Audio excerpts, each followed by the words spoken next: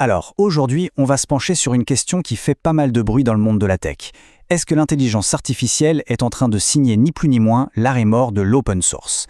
C'est une question qui est loin d'être simple et qui cache en réalité une transformation beaucoup plus profonde que ce qu'on pourrait croire à première vue. C'est une question qu'on entend un peu partout en ce moment. Sur les forums, les blogs, on sent une vraie angoisse monter. Certains parlent même de la fin d'un modèle qui a pourtant défini le développement logiciel depuis des décennies. Et cette inquiétude, elle ne sort pas de nulle part. Et franchement, cette peur, elle est légitime. Elle vient d'un constat très simple que tout le monde peut faire. La façon de travailler des développeurs est en train de changer du tout au tout. Pour beaucoup, tous les signaux semblent pointer vers un déclin qui paraît inévitable. Bon alors regardons cette peur d'un peu plus près. D'où vient-elle exactement? En fait, elle est ancrée dans un phénomène bien connu, la désintermédiation. Avant, c'était simple. Pour utiliser une bibliothèque open source, on allait sur le dépôt Git, on lisait la doc, on posait des questions sur les forums.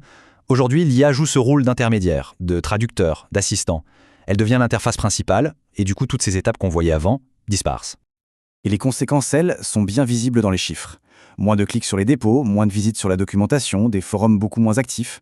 Pour n'importe qui, ça ressemble à la preuve irréfutable que l'intérêt pour l'open source est en chute libre. Mais est-ce vraiment ce qui se passe? Et c'est là qu'on tombe dans ce qu'on pourrait appeler le piège de la visibilité. On a tendance à confondre ce qui se passe en surface, ce qu'on voit, avec la valeur réelle, profonde. C'est facile de faire le calcul. Moins de trafic, donc moins d'engagement, et hop, les projets meurent à petit feu. Sauf que la réalité est bien plus nuancée. L'IA ne remplace pas l'utilisateur final. En fait, elle devient le principal utilisateur. La valeur ne disparaît pas, elle change juste de place. Voilà, c'est ça le point absolument crucial. Ce n'est pas parce que l'humain ne voit plus directement le code que celui-ci n'est plus utilisé. Bien au contraire, il est consommé à une échelle qu'on n'a jamais vue auparavant, mais de manière invisible, c'est-à-dire par des systèmes et non plus seulement par des personnes. C'est un principe de base en fait. Pensez aux noyaux Linux ou aux protocoles qui font tourner Internet. La plupart des gens ne les voient jamais et pourtant sans eux, tout notre monde numérique s'effondre. Eh bien, l'open source est juste en train de devenir cette nouvelle couche d'infrastructure. On la voit moins, mais elle est plus vitale que jamais. On assiste donc à un vrai basculement, un changement de paradigme. On quitte une économie qui était basée sur l'attention pour entrer dans une économie qui est basée sur l'impact. Le modèle d'avant, il fonctionnait sur la popularité. Un projet avec beaucoup d'étoiles sur GitHub, ça attirait l'œil, ça attirait les gens. Et cette attention amenait des contributeurs, des financements. La valeur était directement liée à la notoriété, à la popularité. Aujourd'hui, c'est complètement différent. Le logiciel qui a le plus de valeur, ce n'est plus forcément le plus visible. C'est celui qui est le plus intégré au cœur d'autres systèmes, et notamment des systèmes d'IA. Sa valeur, c'est son utilité dans la machine, pas sa popularité auprès des humains. Et donc, logiquement, tous les indicateurs qu'on regardait hier, ils perdent leur sens. Ils mesuraient l'attention humaine, alors que la véritable consommation, elle, est maintenant invisible, automatisée. Alors, loin d'être une menace, l'IA pourrait bien être un accélérateur incroyable pour l'open source. En fait, c'est peut-être même la meilleure chose qui lui soit jamais arrivée. Ça crée un véritable cercle vertueux. Avec l'IA, beaucoup plus de gens, même ceux qui ne sont pas des experts, peuvent créer, contribuer. Résultat, on a plus d'idées, on expérimente plus vite, et tout l'écosystème évolue à une vitesse folle. Voilà la bonne façon de voir les choses. L'IA, c'est un amplificateur. Elle ne remplace pas l'intelligence ou la créativité humaine, elle la démultiplie. Elle donne à chaque développeur la capacité de faire beaucoup plus vite.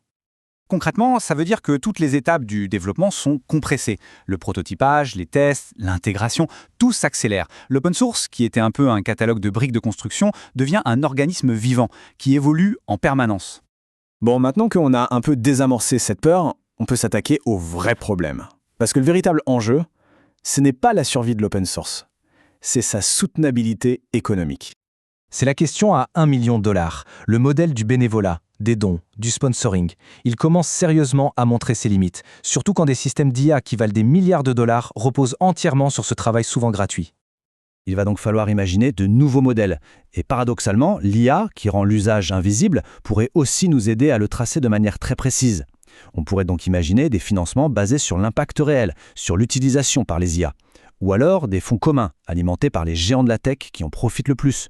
Ou même, pourquoi pas, un statut de bien commun numérique, financé par le public, comme n'importe quelle autre infrastructure essentielle.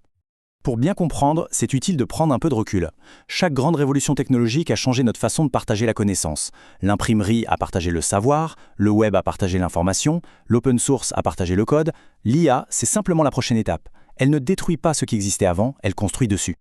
Parce qu'au final, la vérité, elle est toute simple. Tout l'écosystème de l'IA dépend structurellement de l'open source. L'un ne peut plus vivre sans l'autre.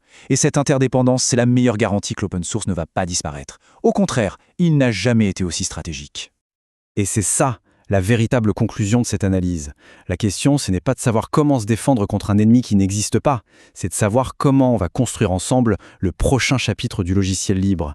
S'accrocher aux vieux indicateurs, c'est la meilleure façon de passer à côté de la révolution. Embrasser ce changement, c'est participer à la définition du futur. La question reste donc ouverte. À quoi va ressembler ce nouvel open source ?